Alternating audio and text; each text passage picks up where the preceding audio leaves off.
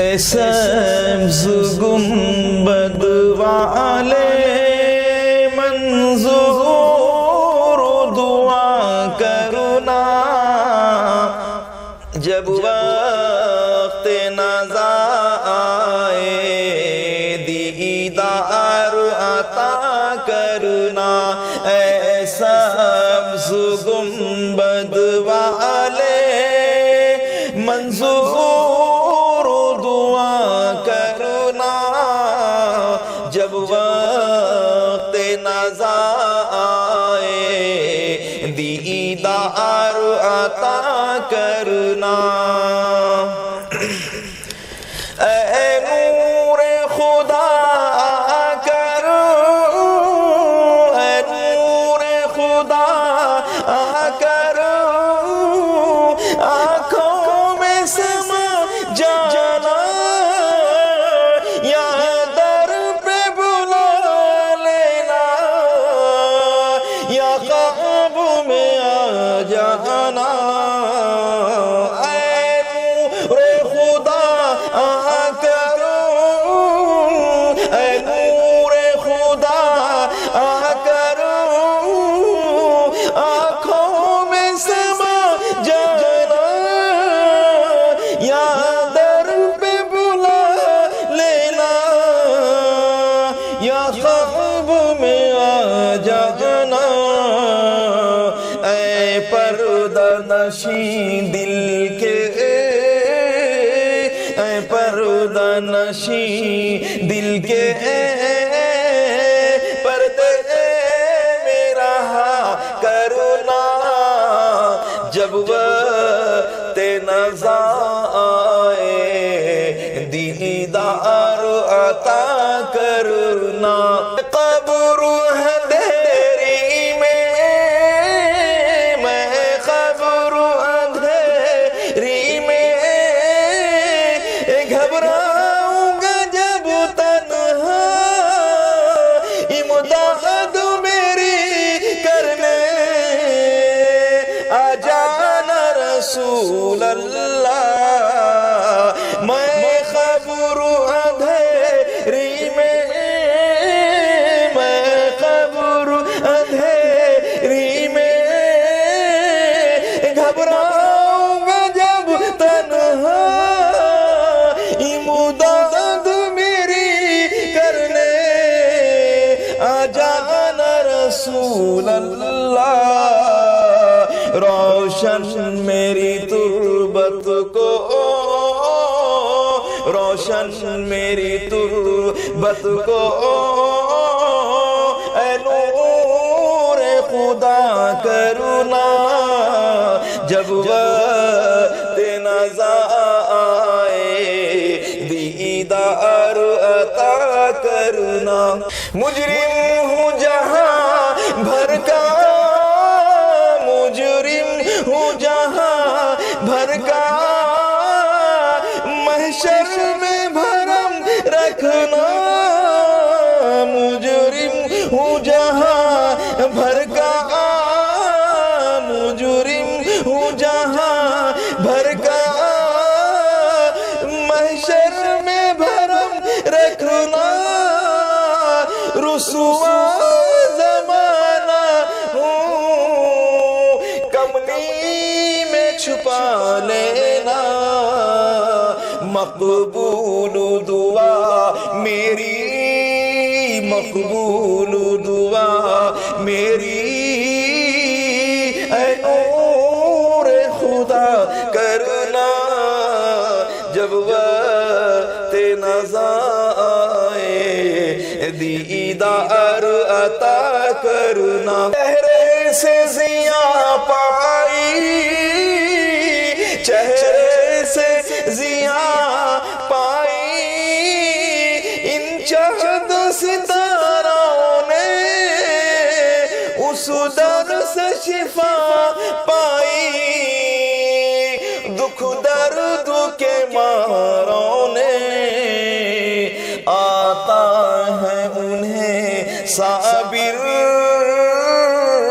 آتا ہے انہیں صابر، ہر دکھوں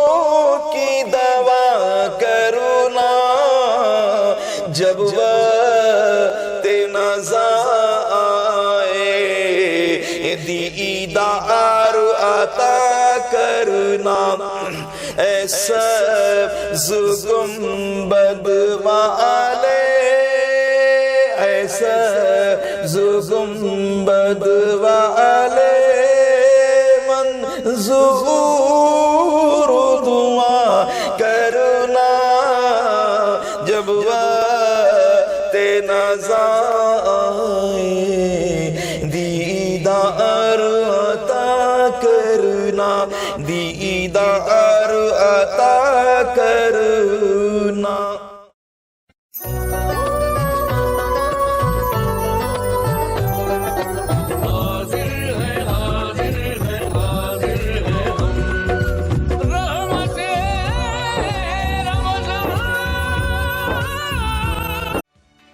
کرناٹکا بیٹری شاہپور میں پچھلے 25 سالوں سے قائم ہے. کرناٹکا بیٹری کی مختلف برانچز گلبرگہ اور یادگیر میں بھی موجود ہیں. واجبی داموں میں عمدہ قسم اور برانڈ کے بیٹریز آپ کو صرف کرناٹکا بیٹریز میں ملیں گے. لیف فاسٹ اور ایکسائٹ کمپنی کے 2 ویلر 4 ویلر UPS انورٹر اور e rickshaw batteries Karnataka batteries میں دستیاب ہیں. جلد ہی تشریف لائیں. Karnataka battery opposite KMF dairy Humnabad road Kalaburagi. مزید تفصیلات کے لیے ربط پیدا کریں پروپرائٹر امتیاز احمد. Contact number 9740231498 9448427634.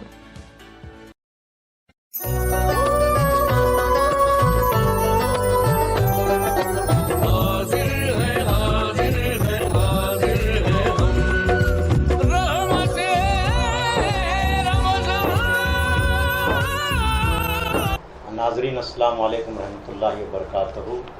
رمضان المبارک کے دوران ATV گلبرگہ پر پیش کیے جانے والے خصوصی پروگرام رحمت رمضان میں آپ کا استقبال ہے. ڈاکٹر حبیب الرحمان صاحب سے ایک معلوماتی گفتگو ہو رہی تھی قرآن مجید کے بارے میں. اب اس جو دوسرے حصے میں ہم ڈاکٹر صاحب سے بہت ہی اہم سوالات کرنے والے ہیں جس سے ایک طرح کی امت کو فکر ملنی چاہیے اور ضرورت بھی ہے کہ آج قرآن مجید کی کیا اہمیت ہے اس کو سمجھنے کی بہت زیادہ ضرورت ہے. تو ڈاکٹر صاحب ہمارے ناظرین کو یہ بتائیں کہ قرآن مجید کے نزول کا مقصد کیا، اصل مقصد کیا ہے؟ سرمد صاحب، یہ قرآن مجید کے نزول کے سلسلے میں خود قرآن میں کئی مقامات پر مختلف مقاصد بیان کیے ہیں، جس میں سے اگر آپ سب کو جمع کریں تو سورہ ابراہیم میں اللہ تعالیٰ نے مقصد قرآن نزول اس کا بیان کیا ہے. کتاب انزلناہ الیک، کہ یہ کتاب قرآن مجید آپ کے اوپر ہم نے نازل کی ہے. کیوں نازل کی ہے؟ لتخرج الناس من الظلمات الی النور، تاکہ انسانوں کو اندھیریوں سے، کفر، شرک، گمراہی، یہ جو اندھیرے ہیں ان سے نکال کر توحید کی روشنی میں لے آئے. تو مقصد نزول قرآن یہی ہے کہ انسان کو جو ہے ہدایت ملے، صحیح راستہ ملے، اندھیرے سے نکل کر کے اجالے میں آ جائے توحید کے. یہ مقصد ہے. تو جیسا کہ آپ نے کہا کہ قرآن مجید کتاب ہدایت ہے، لیکن آج ہم دیکھتے ہیں کہ اس کو ایک کتاب ثواب بنا لیا گیا ہے اور بغیر سمجھے اس کو پڑھا جاتا ہے. اور سب سے اہم بات یہ ہے کہ قرآن مجید ایک کتاب انقلاب ہے، بے شک بے شک، کو سمجھنے کی کوشش نہیں کی جاتی. جی ہاں. تو اس بارے میں ایک بہت بڑا المیہ ہے، آپ کیا کہیں گے؟ آپ کی اس بات سے میں متفق ہوں کہ یہ بہت بڑا المیہ ہے. دیکھیے کہ امت کے ہاتھ میں اللہ کی کتاب ہے، اور اس کتاب نے خود کہہ دیا ہے کہ یہ کتاب ہدایت ہے، رہنمائی کی کتاب ہے، آپ کی زندگی کے ہر معاملے میں رہنمائی کرنے والی کتاب ہے. اور ہم اس سے اپنے زندگی کے مسائل پوچھتے ہی نہیں. اب کتاب ہے، اللہ کی طرف سے آئی ہے، حضور پر نازل ہوئی، مقدس کتاب ہے. مقدس اور تقدس اس قدر ذہنوں پر چھا گیا ہے کہ ہدایت گم ہو گئی تقدس میں. اس کو عقیدت سے چوم رہے ہیں، سر پر اٹھا رہے ہیں، آنکھوں سے لگا رہے ہیں، لیکن کیا ہے جاننے کی کوشش نہیں کری. اس میں ہدایت موجود ہے. اصل چیز تو قرآن کی ہدایت رہنمائی. جی دیکھیے ہدایت کے سلسلے میں ذہن میں بات رکھیے گا کہ ہدایت کے 4 پہلو ہیں. اچھا جی. یا 4 درجے ہیں. درجہ جی جی. ایک درجہ یہ ہے کہ آدمی حق کو جان لے اچھا جی جی. کہ یہ حق ہے، میں جو بھی اختیار کیا ہوں وہ غلط ہے، جو یہ کہہ رہا ہے وہ حق ہے. جان لینا صرف، اچھا جی. یہ بھی ہدایت کا پہلا درجہ ہے. اور کبھی نہ کبھی ممکن ہے کہ دوسرے درجے میں آ جائے وہ، اچھا جی. لیکن ابھی وہ غیر مسلم کی کیٹیگری میں رہے گا. دوسرا درجہ اس کا یہ ہے کہ اس حق کو آدمی پہچان لے اور قبول کر لے. یہ اس کا دوسرا درجہ ہے. یعنی ہدایت مل گئی اس کو، اسلام قبول کر لیا وہ. اور اس کا تیسرا درجہ یہ ہے کہ جو یہ حق اس نے جان لیا ہے، قبول کر لیا ہے، اس کو اپنی زندگی میں لائے اور اس صراط مستقیم کی طرف قدم بڑھائے جو یہ حق چاہتا ہے. ہدایت کی طرف ہے نا. آپ دعا مانگتے ہیں اللہ سے اہدینا الصراط المستقیم، دن میں 32 دفعہ مانگتے ہیں، تو اس کے لیے یہ اختیار کر لے، چل پڑے. یہ ہم دعائی مانگتے، ہاں دعائی مانگتے رہ جاتے ہیں.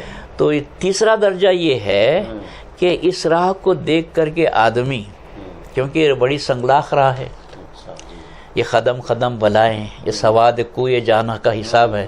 تو یہاں آدمی دیکھ کر کے اختیار تو کر لیتا ہے اور چاہتا یہ ہے کہ اس کے اوپر چلے، لیکن راہ کی مشکلات، تکلیفیں، نقصانات اس کو قدم بڑھانے سے روکتی ہیں. تو دوسرے درجے میں آدمی اگرچہ کہ حق پہچان لیتا ہے، قبول لیتا ہے، لیکن ابھی حق پر چلنے کے لیے تیار نہیں ہوتا ہے مسلمان، ڈرپھوک مسلمان کہہ لیجئے، بزدل مسلمان کہہ لیجئے، دنیا پرست مسلمان کہہ لیجئے، یہ سب چیزیں آ کر کے اسے روکتی ہیں. تیسرا درجہ یہ ہے کہ کچھ ہو جائے، اس راہ پر چل پڑے، یہ اللہ کی راہ ہے، اور تمام مشکلات کو انگیز کر لے، برداشت کر لے، اور تمام نقصانات کو برداشت کر لیں. دنیاوی فوائد جو اس کے مقابلے مل سکتے ہیں اس سے دستبردار ہو جائے. یہ بڑی کٹھن چیز ہے، لیکن اس کے لیے چل پڑتا ہے. تو ایسے افراد کو متقی کہا گیا ہے. اچھا جی. جو اللہ کی، ہاں یہ ہے کہ آپ اللہ کے احکامات کو قبول کر لیں اور اس پر عمل کریں. متقیوں کے لیے ہدایت ہے. الف لام میم ذالک الکتاب لا ریب فیہ ھدی للمتقین. متقی وہ جو اس راہ پر چل پڑے، ان کے لیے ہدایت ایک اس راہ پر چلنے کے لیے ملتی ہے کہ کیا کرنا ہے، کیا نہیں کرنا ہے، کون سی چیز کو پہلے کرنا ہے، کون سی چیز کو بعد میں کرنا ہے، کس سے کیسے بچنا ہے، کس سے لڑنا ہے. یہ سب جو ہے ہدایت کے پہلو ہیں مختلف جو متقیوں کو ملتے ہیں، جو اس راہ پر چل پڑے. اور پھر آگے یہ ہے کہ چوتھی اور آخری منزل یہ ہے کہ جس چیز کو آپ نے اختیار کیا ہے وہ ساری انسانیت کے لیے رحمت ہے. تو ساری انسانیت کو اس کی دعوت دینا، جو اس کی راہ میں مزاحم آئے ان کی مزاحمت کو دور کرنے کی کوشش کرنا، وقت انہیں ضرورت پڑنے پر لڑنا. یہ چوتھا مرحلہ ہے ہدایت کا. یہاں آپ کو اللہ تعالیٰ پھر ہدایت دیتا ہے، کیونکہ میدان جنگ کوئی معمولی چیز نہیں ہے. وہی اس کو سمجھ سکتے ہیں جو میدان جنگ میں جاتے ہیں، اور یہاں ہمارا حال یہ ہے کہ جنگ کے نام سے ہی دل کانپتا ہے، تو جانے کا تصور ہی پیدا نہیں ہوتا. صحابہ کرام کی پوری زندگیاں قرآن مجید کی عملی زندگیاں رہی، عملی مظہر رہا ہے صحابہ کرام. وہ کامیاب ہوئے ہیں، تو آج پھر ہم کیوں اس بارے میں ٹال مٹول سے کام لے رہے ہیں؟ آج کہ صحابہ کی زندگیاں ہمارے سامنے موجود ہیں، جو قرآن پر چل کر کامیاب، ہم خوار ہوئے تاریخ قرآن ہو کر، جیسے اللہ راضی ہو گیا، اللہ عنہ کہا گیا. ہاں بالکل، قرآن نے صحابہ کرام کی اس چیز کو کہ ہاں اللہ کی اطاعت کو ہر حال میں، جس کو تقویٰ کہہ لیجئے، احسان کہہ لیجئے، اس کو اللہ تعالیٰ نے مختلف مقامات پر جیسے آپ نے بیان کیا، رضی اللہ عنہ، ان سے اللہ راضی ہوا. جو متقی ہے ان سے اللہ راضی ہوتا یہ ہے. آپ کے وہ رضوان، اور وہ بھی اللہ سے راضی ہو گئے. جو بھی حکم آئے اللہ کا یس، ایسا نہیں کہا منہ نہیں کریں، تو یہ رضی اللہ عنہ گراں نہیں گزرا. یہ بہت بڑا فرق صحابہ کی اور ہماری زندگی میں آتا ہے، رضی اللہ عنہم و رضوا عنہ. تو ڈاکٹر صاحب قرآن مجید میں انسانیت کے لیے بھی کوئی تعلیمات ہیں؟ انسانوں کی بھلائی اور بھئی ہدایت جس کو کہتے ہیں وہ تعلیمات انسانیت ہی ہیں. انسانیت کو سیدھی راہ پر چلانے کے لیے. صرف مسلمانوں کے لیے نازل ہوا یا پھر ساری انسانیت کے لیے؟ ہدی للناس کہا قرآن نے. ہدایت جو ہے سارے انسانوں کے لیے ہے. سارے انسانوں کے سامنے آپ کو ہدایت رکھنی ہے. قبول کریں وہ فائدے میں رہیں گے، نہ قبول کریں حجت پوری ہو جائے گی. تو اب ہم ان کے سامنے قرآن مجید کو پیش کرنے میں کس حد تک کامیاب ہو رہے ہیں؟ اب ذرا سی بیداری آئی ہے. نئے جو آپ کے سوشل میڈیا ہے، وہ میڈیا یہ میڈیا ہے، اخبارات ہیں، اس کے ذریعے سے بہت کچھ کتابیں وغیرہ چل رہا ہے. لیکن جس انداز میں اللہ نے اور اللہ کے رسول صلی اللہ علیہ وسلم اور آپ کے صحابہ کرام رضوان اللہ علیہم اجمعین نے دعوت کا کام انجام دیا، جس کو سب سے پہلے کرنا ہے، پریارٹی اسی کو حاصل ہے.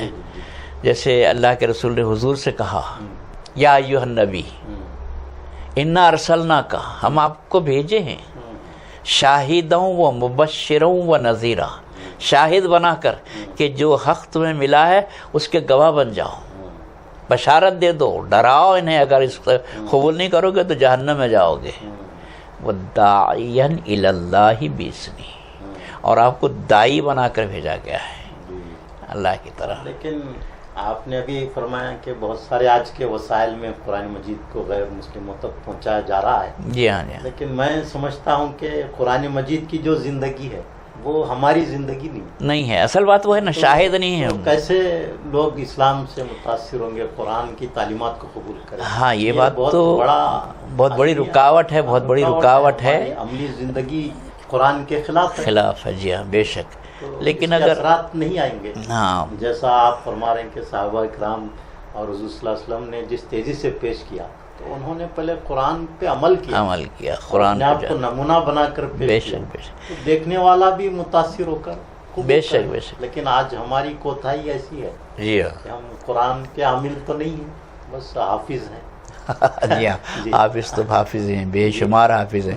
تو عامل نہیں ملتے. بے شک عامل نہیں ملتے. بات سچ کہی ہے. کام ضروری ہے، تو اس کے لیے تو قرآن پڑھنا پڑے گا، قرآن سمجھنا پڑے گا، اور قرآن کو اختیار کرنا پڑے گا، تبھی جا کر کے ہم اس کے عامل بنیں گے. اب اس کے بعد آپ دعوت دیجیے.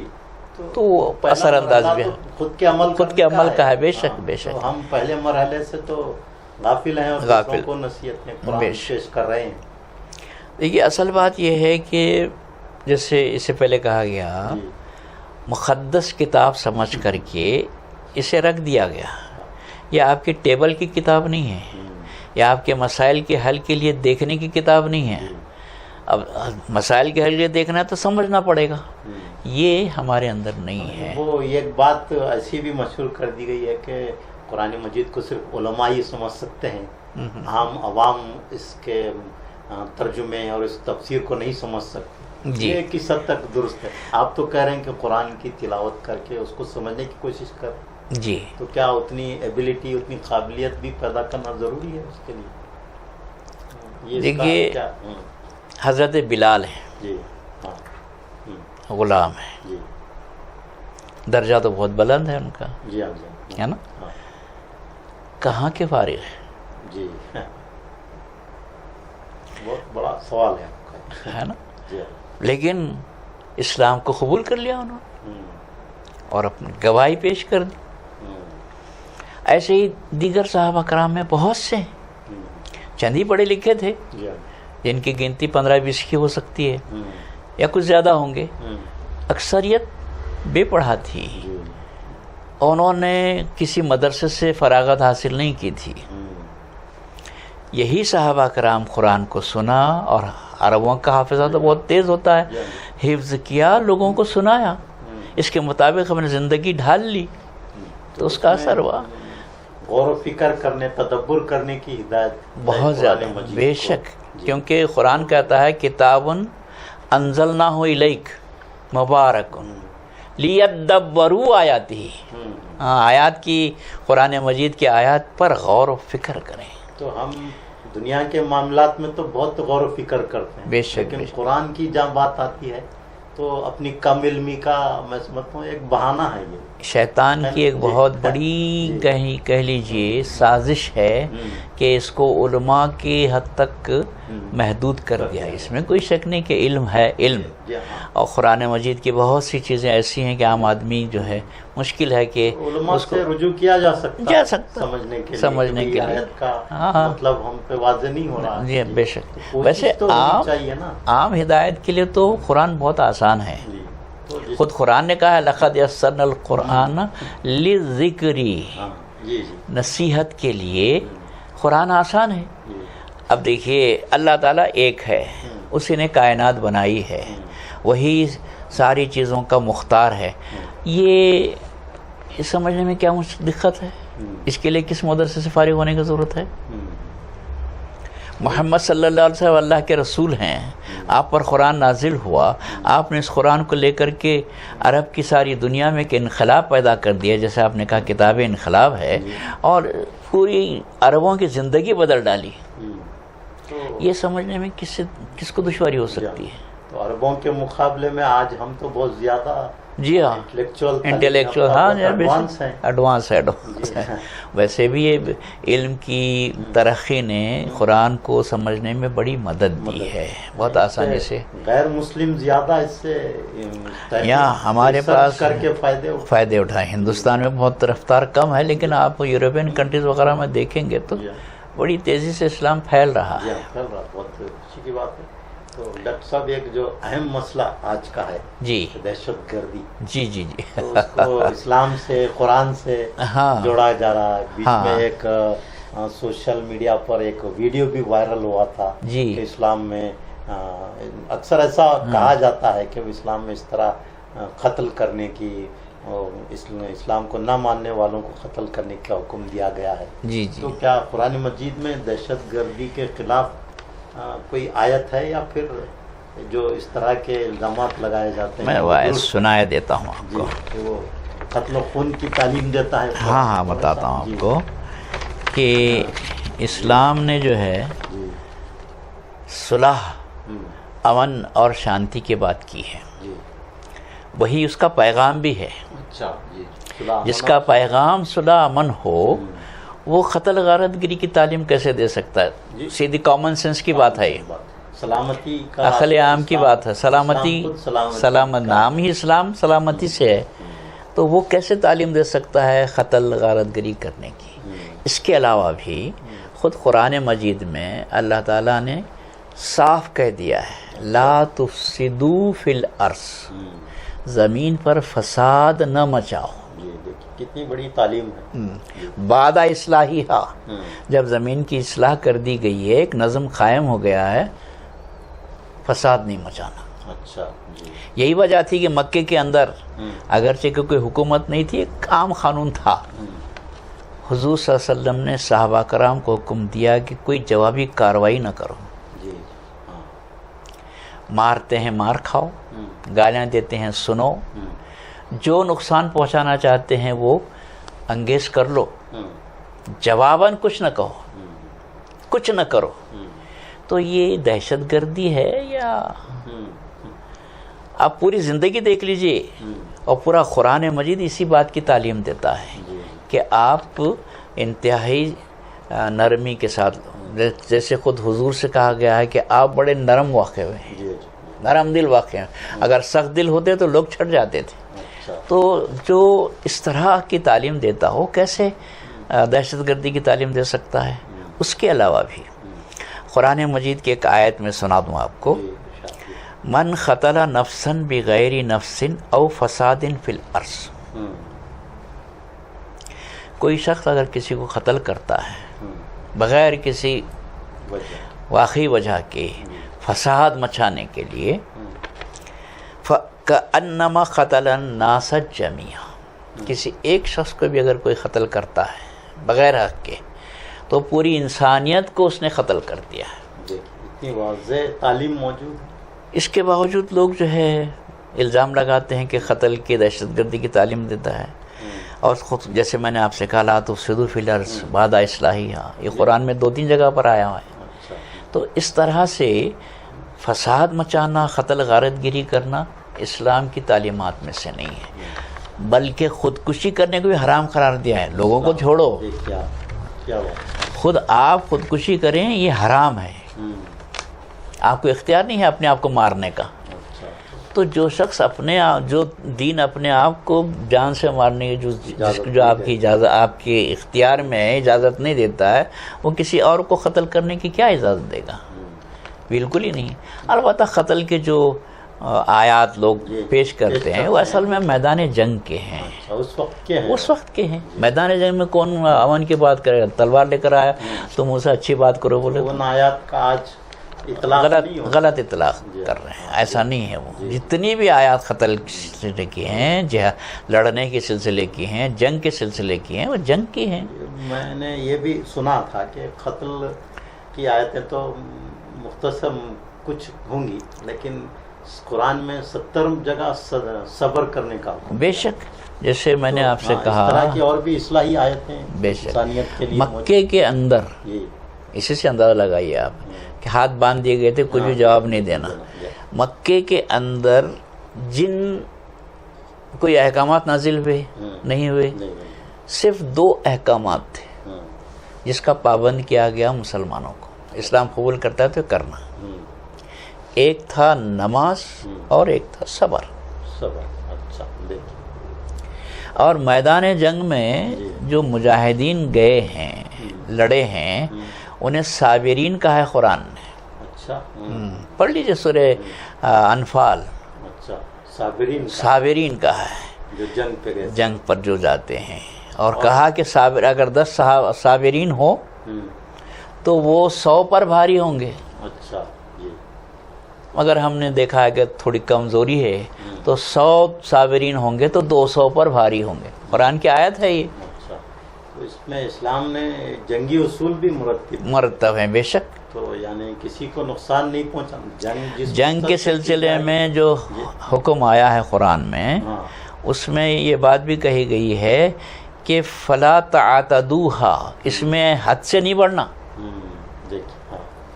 جنگ کریں، جنگ کریے، خام خواہ کے کسی سے جنگ نہیں کی جائے گی۔ آج جس طرح اور آپ پوری آبادیوں کو نشانہ بنایا جا رہا ہے، اور معصوم بچوں کو تک نہیں بخشا جا رہا، نہیں، بھی بندوقیں تانی جا رہے ہیں، ہاسپٹلز پر بم گرایا جا رہا ہے۔ یہ دہشت گردی تو یہ ہے اصل بات ہے، لیکن اس کو تو دنیا چھپا رہی ہے، اور یہ جی ہاں، یہ بڑا المیہ ہے، بہت بڑا المیہ ہے۔ میں سمجھتا ہوں کہ یہ جو اس طرح کا پروپیگنڈا جو ہے، یہ غلبہ اسلام کو روکنے کے لیے کیا، بے شک، بے شک، اسلام کے بارے میں گمراہ کن باتیں۔ جی ہاں، بات اصل یہ ہے کہ اسلام ان کے نہ چاہتے ہوئے بھی لوگوں کو متاثر کر رہا ہے۔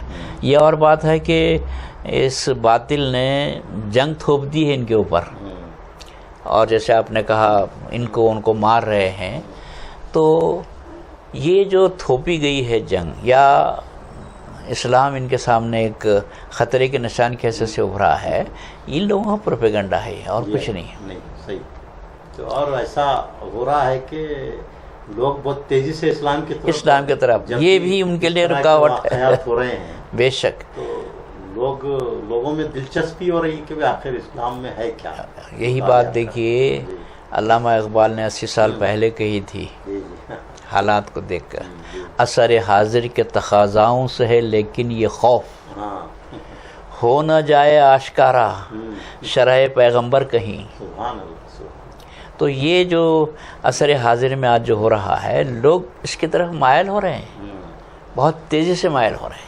ڈاکٹر صاحب بہت ہی تفصیلی اور بہت ہی معلوماتی گفتگو رہی آپ کی۔ جی، تو قرآن مجید کی جو اہمیت ہے اور اس کے جو تقدس ہے، جو کتاب انقلاب ہے، یہ ساری چیزیں اگر ہم دیکھیں گے تو اس سے پہلے بھی کتابیں نازل ہوئی ہیں۔ جی ہاں، تو قرآن مجید کے تحفظ کے لیے اللہ تعالیٰ نے کیا انتظام فرمایا؟ اس میں کوئی تحریف ممکن نہیں ہوئی آج تک. جی تو اس کی یہ بھی بڑی کتاب حق ہونے کی بہت بڑی دلیل ہے. اس میں آج تک کسی قسم کی تحریف نہیں ممکن ہی نہیں ہے تحریف تو کرنا. آپ اس بارے میں اللہ کا یہ کیا انتظام ہے؟ دیکھیے اللہ تعالیٰ نے قرآن میں کہہ دیا ہے جی کہ ہم نے قرآن نازل کیا، ہم ہی اس کی حفاظت کریں گے.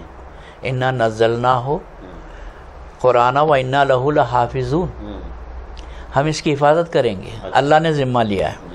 اب اس کے لیے ظاہر ہے کہ اللہ تعالیٰ کوئی قرآن چھپا کر کے کہیں رکھا نہیں ہے، بلکہ اس نے انسانوں کو ہی ذریعہ بنایا ہے. قرآن زبان پر حفظ کے لیے آسان کر دیا. یہ عجیب عربی ہے، بڑی عالمانہ چیز بھی ہے اور بڑی عامیانہ چیز بھی ہے کہ انسان کے ذہن میں بیٹھ جاتی ہے، اثر کر جاتے. حفظ کے لیے بہت آسان ہے، نصیحت کے لیے بہت آسان ہے. تو جس کے نتیجے میں کئی حفاظ شروع سے رہے ہیں اور آج تو حافظوں کا دور ہے. ہزاروں، ہر گلی میں حافظ آپ کو ملیں گے. اور یہ اس کی تلاوت اور قرات میں ایسی سحر آفرینی اور جی ہے، بے شک بے شک دلوں کو متاثر کرتا ہے. اس کی آواز چاہے انسان سمجھے نہ سمجھے لیکن متاثر ہو جاتا ہے. بے شک یہ خوبی کسی اور کتاب میں نہیں ہے. سب سے زیادہ پڑھی جانے والی کتاب، سب سے زیادہ یعنی تلاوت کی جانے والی کتاب ہے. تو اور ایک بات آپ سے کہوں کہ دنیا کی کتنی ہی کسی بھی مذہب کی کوئی کتاب اس کے حافظ کوئی نہیں ہے. ہاں یہ بہت اہم بات آپ بتا رہے ہیں. اور قرآن مجید کے حافظ آپ کو گلی گلی مل جائیں گے. تو کیسے ممکن ہے کہ آپ قرآن میں تحریف کر سکیں؟ ممکن ہی نہیں ہے. آج اللہ نے ایسا بندوبست کیا ہے. اس کے علاوہ بھی اللہ کے رسول صلی اللہ علیہ وسلم نے بھی انتظام کیا تھا. قرآن مجید کو لکھوایا تھا، حضرت حفصہ رضی اللہ تعالیٰ عنہ کے پاس اس کو محفوظ کر دیا تھا. اس کے بعد ابوبکر صدیق نے اس کو یہ کیا، حضرت عثمان نے اس کو پورے اپنی سلطنت میں جاری کر دیا، کتاب لکھا ہوا. تو اس میں وہ قرآن مجید آج بھی موجود ہیں. لیکن ڈاکٹر صاحب اس زمانے میں جو قرآن مجید تحریر کیا گیا تو اس میں زیر زبر اور اس طرح کی چیزیں نہیں تھیں. صحیح بات ہے. لیکن بالکل اولین دور میں تابعین کے دور میں زیر زبر پیش کا ان کی مادری زبان کی ضرورت ہی نہیں ہے. اب آپ اردو پڑھتے ہیں، کہاں زیر زبر پیش ہے؟ اب گلبرگہ ہے، ایک لفظ ہے گلبرگہ لکھا ہوا ہے، اس پر نہ گاف پر زیر زبر ہے، نہ لام پر ہے، نہ بے پر ہے. تو گل برگے کیا بھی پڑھ سکتا ہے آدمی. لیکن یہ آپ کی مادری زبان ہے، آپ جانتے ہیں کہ گلبرگہ ہے. تو ڈاکٹر صاحب میں چاہوں گا کہ ہمارے ناظرین کو آپ پروگرام کے آخر میں قرآن مجید کے بارے میں کوئی پیام دیں. بس میں ناظرین سے کتاب ثواب کے بجائے کتاب ہدایت سمجھیں اور اس کے مطالعے کو ترجمے کو پڑھنے کی کوشش کریں. بے شک درس قرآن کا اہتمام بھی ہونا چاہیے. بے شک ہونا چاہیے. تو آپ کیا ناظرین کو ہمارے ناظرین دیکھیے کہ قرآن مجید امت مسلمہ میں اس وقت پڑھا جاتا ہے اور اس کثرت سے پڑھا جاتا ہے کہ اس کی مثال شاید ہی کسی اور قوم کے اندر ملے. ابھی ہم آ رہے تھے تو حافظ صاحب تراویح میں قرآن پڑھ رہے تھے، یعنی 6 پارے پڑھے جا رہے ہیں. تو یہ سب ہے اور الحمدللہ بہت اچھی بات ہے یہ. لیکن یہ صرف بغیر سمجھے بوجھے اس کتاب کو پڑھنا ہے. جہاں زیادہ پڑھی جاتی ہے اچھی بات ہے، وہیں اس کی طرف توجہ نہیں دی جاتی کہ اس کو اس پر اس کے معنی مطالب سے واقف ہو سکیں، اس کی تعلیمات سے واقف ہو سکیں. اس کے لیے ضروری ہے کہ ہم قرآن مجید کو صرف کتاب ثواب نہ سمجھیں جو سمجھ لیا گیا ہے غلط فہمی کی وجہ سے. کرام نے اور بعد کے لوگوں نے کبھی بھی قرآن مجید کو صرف ثواب کی کتاب نہیں سمجھا، ثواب کے لیے قرآن نہیں پڑھا ہے. لیکن بعد کے دور میں آہستہ آہستہ اس کو صرف ثواب کی کتاب بنا دیا گیا ہے. بے شک ثواب مل جائے گا. میں آپ کو ایک حدیث سنائے دیتا ہوں، حدیث کا آخری حصہ جو آپ کی حدیث کی کتاب بیہقی میں آئی ہے. اس میں بہت سی باتیں اللہ کے رسول نے پہلے کہیں، آخر میں کہا ہے فَلَا تَعَجَّلُوا ثَوَابَهُ، اس کے ثواب کے پیچھے مت پڑو، جلدی نہ کرو. کیوں ان لہو ثوابا، ثواب تو اس کے ساتھ لگا ہوا ہے. اگر آپ بے سمجھے پڑھیں گے بھی تو ثواب ملے گا، اگر آپ کسی جن بھوت بھگانے کے لیے پڑھیں گے تو بھی ثواب ملے گا، کسی میت پر پڑھیں گے وہ میت کو ملے نہیں ملے آپ کو تو ملے گا، ثواب تو ملے گا. ثواب اپنی جگہ پر ہے، ثواب کے پیچھے نہیں پڑنا ہے. قرآن جس کے لیے آیا ہے اس کی کوشش کرنی چاہیے کہ وہ آپ کو مل جائے، یعنی ہدایت. تو یہ اس وقت ہوگا جب آپ قرآن مجید کو پڑھیں گے، معنی مطالب سے پڑھیں گے، غور و فکر سے پڑھیں گے، تو انشاءاللہ بہت سی چیزیں آپ کو قرآن سے اپنی زندگی کے لیے مل جائیں گی. میں اتنا مشورہ دوں گا آج سمجھ کر پڑھنے کے لیے. الحمدللہ امت مسلمہ میں پڑھے لکھے بہت ہیں کہ قرآن مجید کا ایک رکوع روزانہ خود پڑھیں، اس کو معنی مطالب سے سمجھنے کی کوشش کریں. الحمدللہ ہمارے علماء کرام نے اس پر بڑی محنتیں کی ہیں، اور ہر مکتب فکر کے علماء کرام نے قرآن مجید کے تراجم لکھے ہیں. کسی کا بھی آپ ترجمہ لے لیجئے اور اس کو پڑھیے روزانہ ایک رکوع. تو اس طرح آپ چند ہی برسوں میں پورے قرآن کو جو ہے مکمل کر لیں گے، اور قرآن کیا ہے آپ کو معلوم ہو جائے گا. دوسری بات، غور و فکر بھی کریں کہ کیا ہے کیا نہیں ہے. جیسے ابھی 3 طلاق کا مسئلہ اٹھا تھا اور آرڈیننس نافذ ہو گیا ہے، اور کہا جا رہا ہے کہ مسلم عورتوں کو انصاف دلانے کے لیے 3 طلاق کا آرڈیننس لایا گیا ہے. ان ظالموں کو معلوم نہیں کہ طلاق خود عورت کو انصاف دلانے کے لیے ہے. عورت کو انصاف دلانے کے لیے طلاق کا جو سسٹم رکھا گیا ہے، اور جس طرح سے قرآن میں ہے اس طرح سے ہم چونکہ اڈاپٹ نہیں کر رہے ہیں، اختیار نہیں کر رہے ہیں، تو یہ مسائل کھڑے ہو گئے. اس لیے غور و فکر سے پڑھیں کہ کیا قرآن میں 3 طلاق کا ذکر ہے، کیا قرآن کے اندر ایک ہی وقت میں 3 طلاق دیے جانے کا ذکر ہے، دیا گیا تو کیا ہوگا. یہ سب چیزیں ذرا غور و فکر سے سوالات ذہن میں بنائیے اور پڑھیے قرآن مجید، تو پھر آپ کو قرآن صحیح ہدایت مل جائے گی. جو بھی قرآن کو ہدایت کے لیے پڑھے گا اللہ کی طرف سے گارنٹی ہے کہ اللہ تعالیٰ اس کو ہدایت دے گا انشاءاللہ. جی ناظرین، ڈاکٹر صاحب سے قرآن مجید کے موضوع پہ طویل گفتگو رہی. ڈاکٹر صاحب نے بڑی اچھی بات اور مشورہ دیا ہے کہ ہم کم از کم روزانہ ایک رکوع قرآن مجید کا ترجمے کے ساتھ پڑھیں. میں سمجھتا ہوں کہ اگر ہم صبح کے اوقات میں اپنی پوری فیملی کے ساتھ بیٹھ کر اگر قرآن مجید کو ترجمے کے ساتھ پڑھیں گے تو تمام گھر والوں کو بھی ہدایت نصیب ہوگی اور پڑھنے والے کو بھی ہوگی. تو اسی پیغام کے ساتھ ہم آج کا ایک پروگرام یہاں مکمل کرتے ہیں. اللہ حافظ.